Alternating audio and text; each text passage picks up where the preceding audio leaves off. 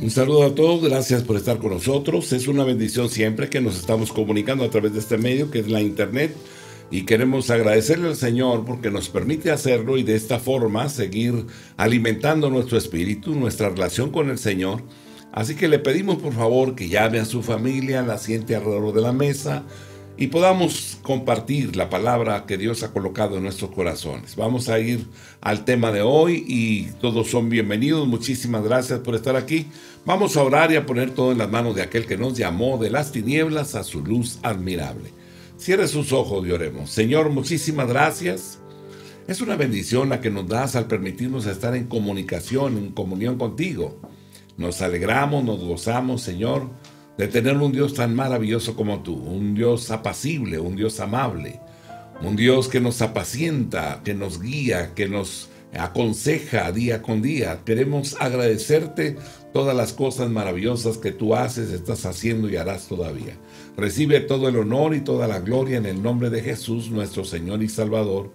Amén, amén, amén. Bien, bienvenidos todos, gracias por estar aquí. Vamos a ir al tema de hoy. Vamos a hablar del tiempo del fin. Y para esto vamos a empezar a tratar o a ver o a estudiar algunas de las genealogías, ¿verdad? Y vamos a empezar desde Adán. Esa genealogía que se encuentra ahí en Génesis capítulo 5, versículo 3 al 32, ¿verdad? Bueno, pues comenzamos desde Adán hasta Noé. Adán tenía 130 años y engendró a Set. Y vivió después de que engendró a Set 800 años más y murió. Adán murió a los 930 años. Set, al cumplir los 105 años, engendró a Enós. Y vivió 807 años más después de haber engendrado a Enós y murió a los 912 años. Enós, a los 90 años, engendró a Cainán y vivió después de engendrar a Cainán, 815 años, ¿verdad? Y murió a los 905 años. Cainán, a los 70 años, engendró a Mahalaleel. 840 años más vivió y murió a los 910 años. Mahalaleel, a los 65 años, engendró a Jared. Vivió 830 años más y murió a los 895 años.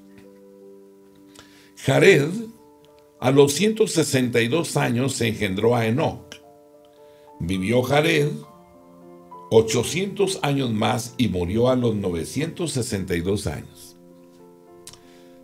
Enoc, a los 65 años, engendró a Matusalén.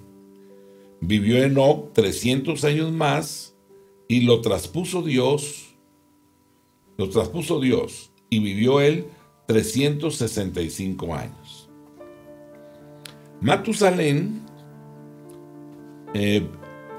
a los 187 años se engendró a Lamec. Vivió Matusalén 782 años más y murió a los 969 años. Lamec, a los 182 años, se engendró a Noé. Vivió Lamec 595 años más y murió a los 777 años. Noé, a los 500 años, se engendró a Sem, a Cam y Jafet. Noé, a los 600 años, en el mes segundo, a los 17 días del mes, fue el diluvio. A los 600 años de la vida de Noé. El diluvio fue de 40 días. Se elevó el agua por encima del monte más alto, 15 codos, 6.75 metros aproximadamente por encima del monte más alto. Génesis 9:26. Dijo más: bendito por Jehová mi Dios sea Sem, y sea Canaán su siervo. Muy bien, esta es la genealogía desde Adán hasta Noé, ¿verdad? Y bueno, ahora sigue Sem, es la descendencia de Sem. Esta descendencia de Sem, ¿verdad? Es el escogido, es el hombre de la promesa, ¿verdad? Génesis 9:26 dijo: más bendito por Jehová mi Dios sea Sem y sea Canaán su siervo. Está hablando Noé, ¿verdad?, que está bendiciendo a su hijo. Sem es el escogido y el hombre de la promesa que Dios le ha dado a Noé. Las generaciones de Sem: Abraham, ¿verdad? Estamos hablando de Génesis capítulo 11, versículo 10 al 26. Sem era de 100 años y engendró a Arfaxad, y vivió Sem después 500 años. O sea, Sem vivió 600 años. Arfaxad, 35 años, a los 35 años engendró a Sala, y vivió 403 años más y murió, 438 años. Sala, a los 30 años, engendró a Eber, y vivió 403 años después de que engendró a Eber y murió, 433 años. Eber, a los 34 años, engendró a Peleg, y vivió 430 años y murió, a los 464 años.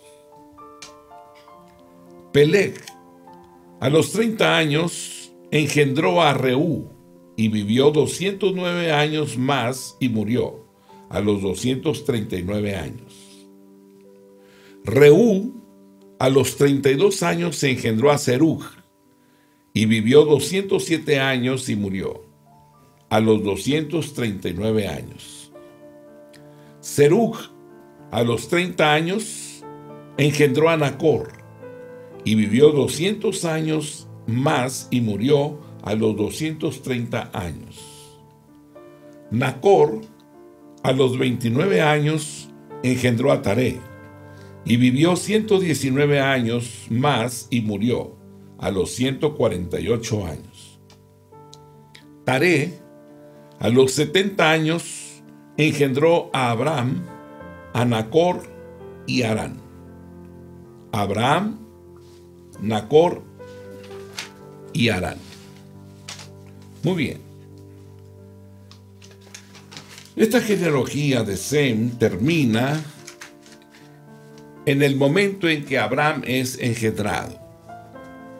Ahora, en el libro de Mateo, capítulo número 1, versículo número 2 al 6, encontramos en este pasaje la genealogía desde Abraham hasta David. Dice la Escritura, en el capítulo 1, versículo 2, Abraham engendró a Isaac. Isaac engendró a Jacob. Jacob engendró a Judá. Judá engendró a Farés. Farés engendró a Esrom. Esrom engendró a Aram. Aram engendró a Aminadab. Aminadab engendró a Naasón. Naasón engendró a Salmón. Salmón engendró a Boz. Boz engendró a Obed. Obed engendró a Isaí. Isaí engendró a David. De Abraham hasta David son 14 generaciones. Es maravilloso cuando vamos viendo, ¿verdad?, el desplazamiento de los hombres dando seguimiento a la promesa. Usted y yo vamos caminando siguiendo la promesa. Los hombres que tienen la promesa de Dios. ¿Qué promesa? La promesa del Salvador. La promesa de los tiempos finales. La promesa del cumplimiento de los tiempos. De David a la deportación de Babilonia. Nos dice también que son 14 generaciones. Veamos eso. Salomón, después de David, Salomón engendró a Roboam. Roboam engendró a Abías. Abías engendró a Asa. Asa engendró a Josafat. Josafat engendró a Joram. Joram engendró a Uzías. Uzías engendró a Jotam. Jotam engendró a Acaz. Acaz engendró a Ezequías. Ezequías engendró a Manasés. Manasés engendró a Amón. Amón engendró a Josías. Josías engendró a Jeconías. 14 generaciones. En el libro de Mateo, capítulo 1, versículo 6 al versículo 11. Nos habla de David a la deportación de Babilonia. Así que de Abraham a David son 14 y de David a la deportación a Babilonia son 14 generaciones. Ahora, de la deportación a Babilonia a Jesús, nos dice el capítulo 1 de Mateo, versículo número 17, nos dice que son 14 generaciones. Número 1. Después de Jeconías, Salatiel. Salatiel engendró a Zorobabel. Zorobabel engendró a Abiud. Abiud engendró a Eliakim. Eliakim engendró a Azor. Azor engendró a Sadoc. Sadoc engendró a Akim. Akim engendró a Eliud. Eliud engendró a Eleazar. Eleazar engendró a Matán. Matán engendró a Jacob. Jacob engendró a José. José engendró a Jesús. Hasta ahí son 13 generaciones. Si Mateo capítulo 1 nos dice del 2 al 6, de Abraham a David son 14 generaciones, y nos dice que de David a la deportación a Babilonia son 14, y de la deportación a Babilonia a Jesús también nos dice que son 14. Pero si contamos son 13. La 14ª generación se encuentra, o los que forman parte de esta 14ª generación, son aquellos que han creído en Jesucristo, los cuales no son engendrados ni por voluntad de carne ni por voluntad de varón, sino son engendrados por la voluntad de Dios, para que todo aquel que en él crea no se pierda, mas tenga vida eterna. Estos son los hijos de Dios, nacidos por la fe en Jesucristo. Así es que la última generación de Mateo capítulo 1 al versículo 17 nos dice que son 14 generaciones y a Jesús son 13. La 14ª generación entonces es todos aquellos que han creído desde hace 2022 años hasta el día de hoy. Todos aquellos que han ido declarando a Jesús como el Señor y el Salvador de sus vidas, que han determinado obedecerlo, caminar en él. Esta es la 14ª generación de la cual habla Mateo capítulo 1 verso número 17, desde la deportación a Babilonia, que es la tercera parte de esta generación desde Abraham hasta Jesús. La 14ª generación después de Jesucristo son todos los creyentes durante estos 20 años, 22 años.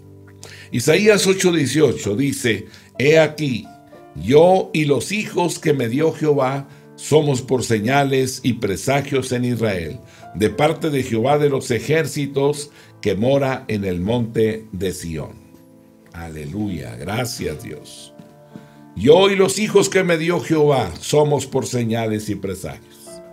Está hablando de los que han creído, de la iglesia. Esta es la generación, la última generación.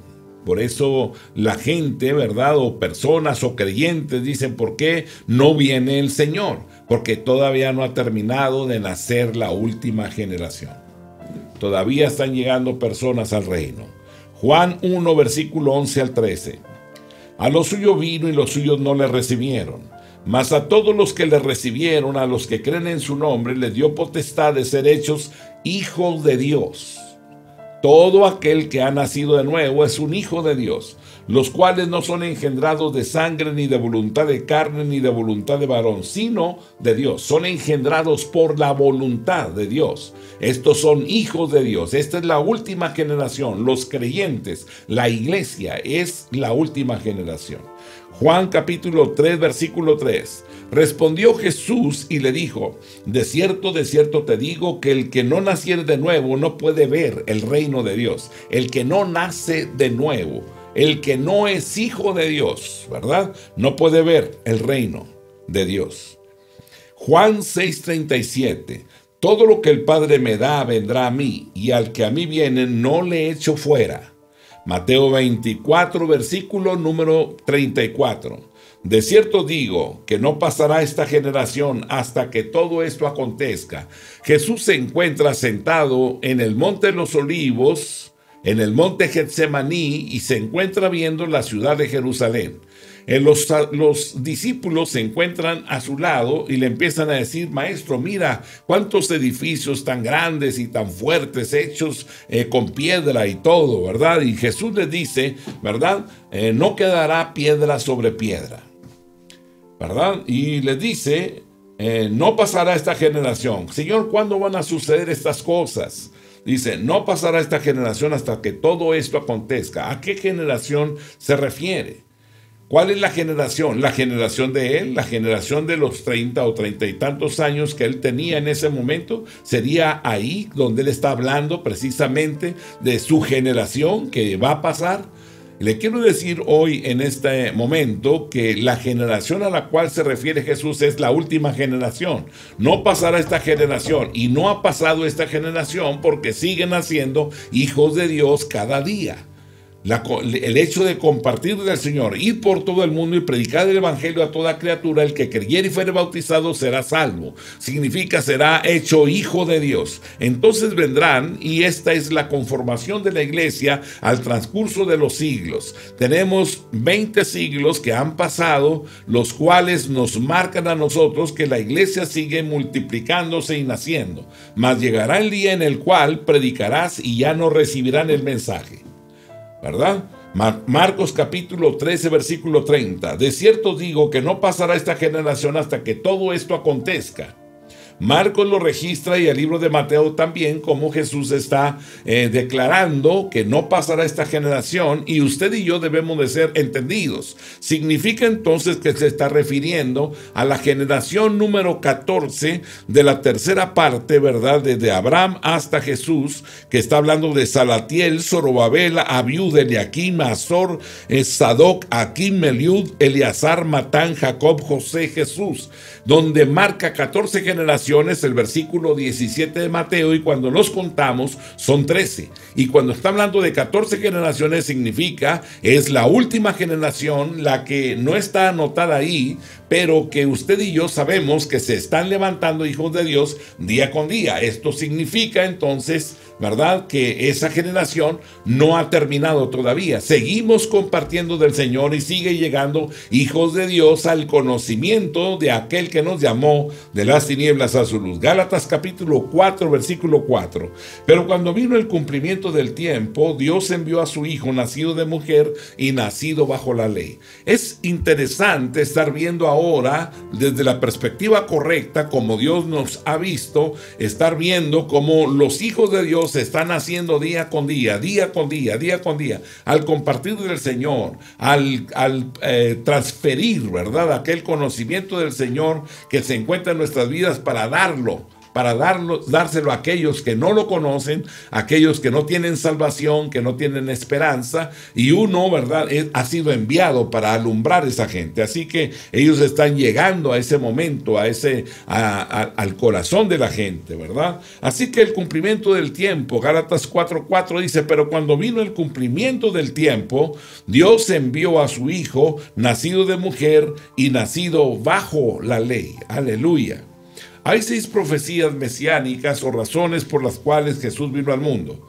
La primera es para terminar la transgresión. Isaías 53, versículo número 5. Mas él herido fue por nuestras rebeliones, molido por nuestros pecados. El castigo de nuestra paz fue sobre él y por su llaga fuimos nosotros curados. Aleluya, gracias a Dios. Bendito seas por siempre, Padre eterno. En Daniel capítulo 9, el versículo número 11, leemos: todo Israel traspasó tu ley, apartándose para no obedecer tu voz. Por lo cual ha caído sobre nosotros la maldición y el juramento que está escrito en la ley de Moisés, siervo de Dios, porque contra él pecamos. ¿Verdad? En Daniel 9:11 leemos: todo Israel traspasó tu ley, apartándose para no obedecer tu voz. Por lo cual ha caído sobre nosotros la maldición y el juramento que está escrito en la ley de Moisés, siervo de Dios, porque contra él pecamos. La máxima expresión de rebelión ocurrió en el Calvario cuando Israel crucificó a su Mesías. Esto fue para terminar la transgresión, ¿verdad? Lechaye, restringir. Lo que se efectuó al predicar el Evangelio y al derramar el Espíritu Santo sobre los hombres. La segunda razón por la cual, ¿verdad? El Señor vino al mundo es para acabar con el pecado. Mateo capítulo 1, el versículo número 21. Él salvará a su pueblo de sus pecados. En Hebreos capítulo 9, el versículo número 26. Leemos de otra manera, le hubiera sido necesario padecer muchas veces desde el principio del mundo, pero ahora en la consumación de los siglos se presentó una vez para siempre por el sacrificio de sí mismo para quitar de en medio el pecado. Mejor dicho, ulejaten, shataot, acabar con la ofrenda por el pecado, lo cual hizo nuestro Señor cuando en la cruz ofreció su alma y cuerpo sin mancha de una vez y para siempre. Cristo fue contado con los transgresores en el Calvario, pero Él estuvo ahí por las vastas transgresiones de su pueblo. Fue ahí donde fue herido por nuestras transgresiones y molido por nuestros pecados. ¿Quién puede dudar de que su perfecto sacrificio puso fin a la necesidad de ofrecer futuras ofrendas por el pecado? La tercera cosa o razón por la cual vino Jesús al mundo fue para expiar la iniquidad. Segunda de Corintios capítulo 5 versículo 19. Nos dice que Dios estaba en Cristo reconciliando consigo al mundo, no tomándoles en cuenta a los hombres sus pecados, y nos encargó a nosotros la palabra de la reconciliación. Pablo nos dice en Romanos capítulo 5, el versículo número 10, porque si siendo enemigos fuimos reconciliados con Dios por la muerte de su Hijo, mucho más, estando reconciliados, seremos salvos por su vida. Él hizo reconciliación. Un eshaper, hacer sacrificio para expiación por la iniquidad, la cual hizo ofreciéndose a sí mismo una sola vez. Cristo no vino a expiar solamente, sino que también vino a reconciliar. Esto lo cumplió Jesús. La cuarta cosa por la cual Jesús vino al mundo fue para traer justicia eterna. Segunda de Corintios capítulo 5, el versículo número 21. Al que no conoció pecado, por nosotros lo hizo pecado, para que nosotros fuésemos hecho justicia de Dios en él. Aleluya. Para el cristiano, Jesús ha llegado a ser su justicia. Primera de Corintios capítulo 1, el versículo número 30. Mas por él estáis vosotros en Cristo Jesús, el cual nos ha sido hecho por Dios sabiduría, justificación, santificación y redención. Pablo aclaró que el reino de Dios es Romanos 14, versículo número 17. Porque el reino de Dios no es comida ni bebida, sino justicia, paz y gozo en el Espíritu Santo.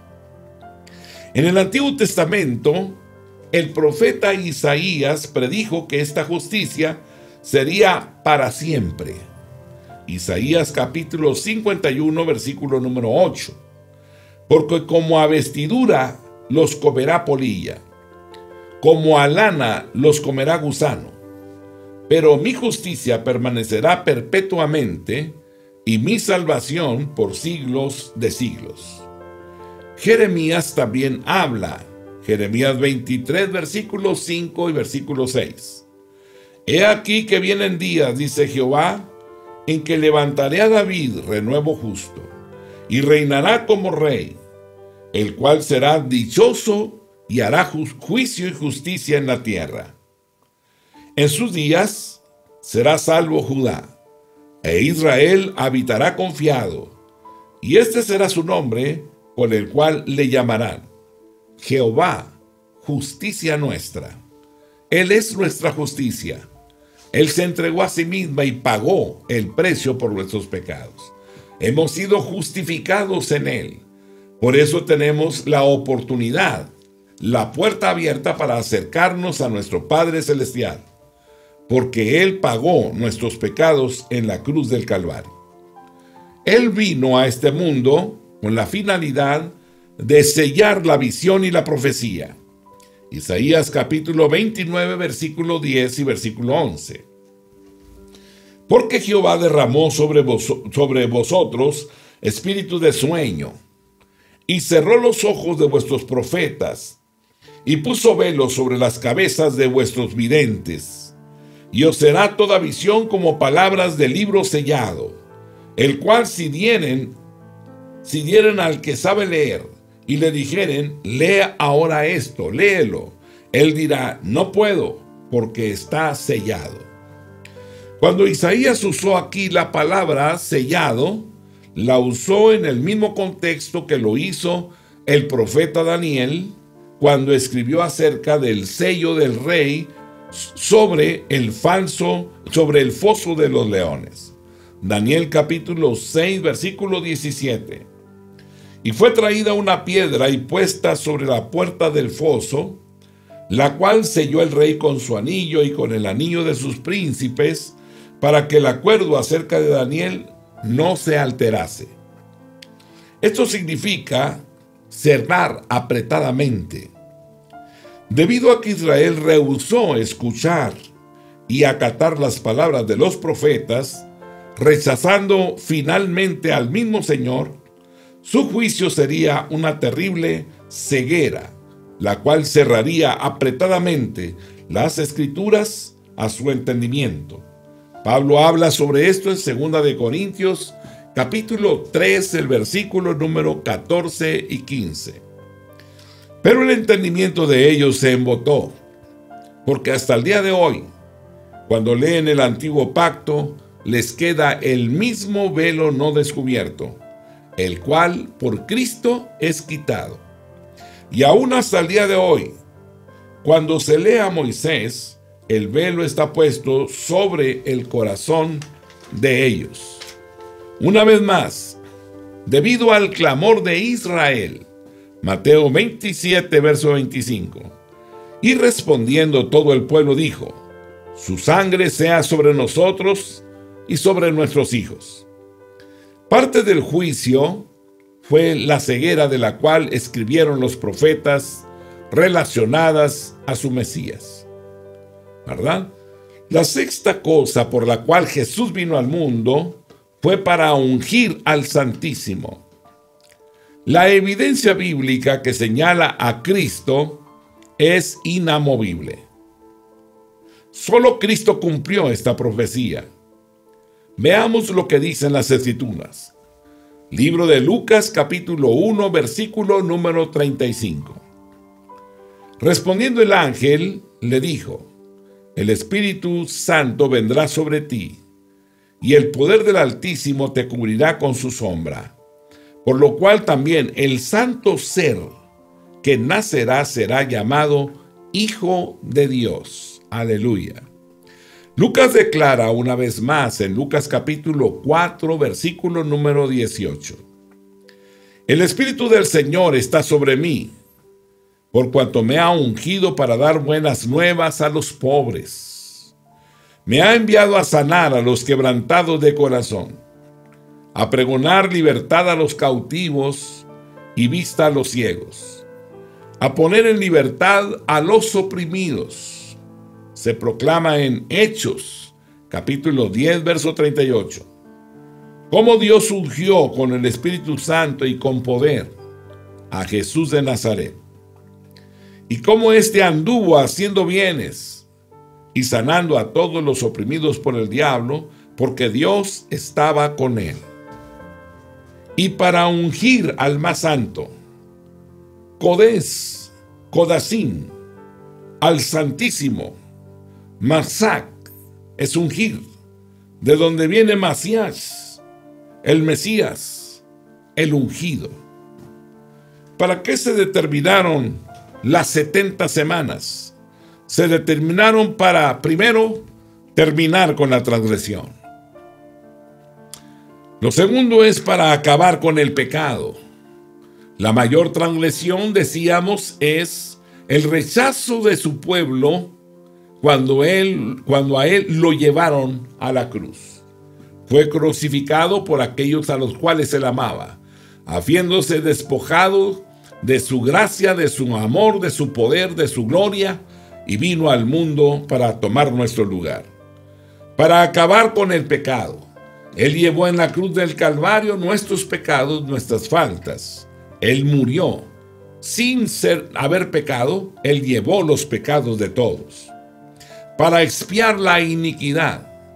Ahí en ese momento él se llevó el pecado de la homosexualidad, el pecado del ladrón, el pecado del violador, el pecado de toda la maldad que el hombre ha cometido desde el principio, para traer la justicia eterna.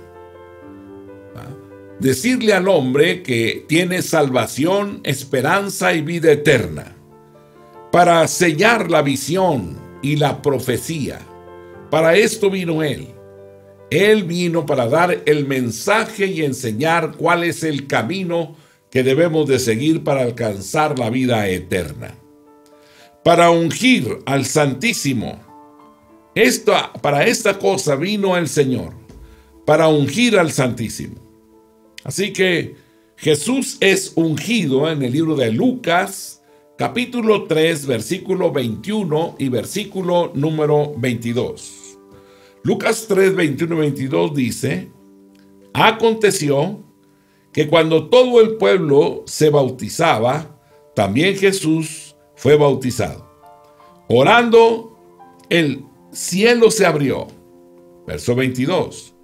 Y descendió el Espíritu Santo sobre él en forma corporal, como paloma.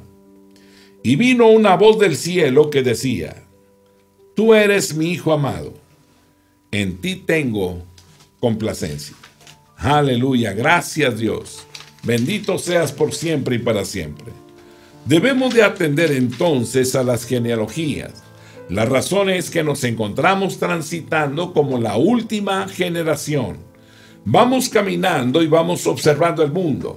Toda aquella persona que no reconoce a Jesús, que no vive las normas y las reglas, los mandamientos de Dios, cae él en un sufrimiento profundo. Pan en la vida con propósitos vagos, propósitos que solamente los dejan vacíos cada día, buscando la satisfacción personal, buscando los placeres y quedando atrapados en sus pasiones desordenadas. El pecado es una esclavitud, el pecado es sufrimiento, el pecado es muerte.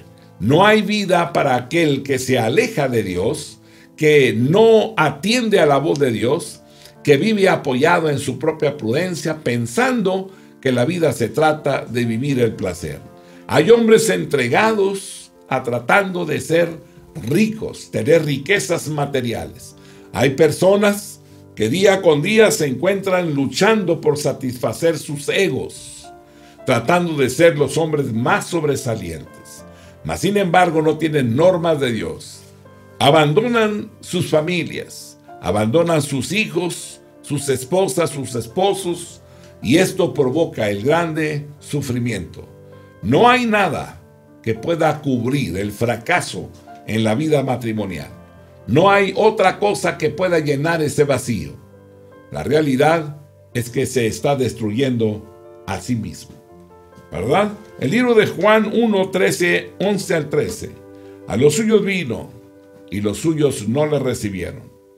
Mas a todos los que le recibieron, a los que creen en su nombre, les dio potestad de ser hechos hijos de Dios, los cuales no son engendrados de sangre, ni de voluntad de carne, ni de voluntad de varón. Son engendrados por la voluntad de Dios. Juan 3:3. Respondió Jesús y le dijo: de cierto te digo, que el que no naciere de nuevo no puede ver el reino de Dios. Si no hay un nuevo nacimiento, no hay vida espiritual, no hay un entendimiento para reconocer la voluntad de Dios, el mandamiento, la ordenanza, la ley de Dios. Entonces, al no obedecer o al no percibir la normatividad que Dios establece, se llega a pensar que uno tiene tanta sabiduría y que realmente uno no necesita a Dios. Ese es el camino de muerte. Sin el Señor no hay vida. Él es la fuente inagotable de vida. Así que levantemos nuestras cabezas, permanezcamos, ¿verdad?, atentos, porque el tiempo, el cumplimiento del tiempo está por presentarse. La iglesia es la última generación, así es que abre bien tus ojos, afírmate, porque un poco más y lo veremos cara a cara, tal y como Él es. Hermanos, que Dios les bendiga, la paz de Dios sea con ustedes. Gracias por estar aquí con nosotros. Amén.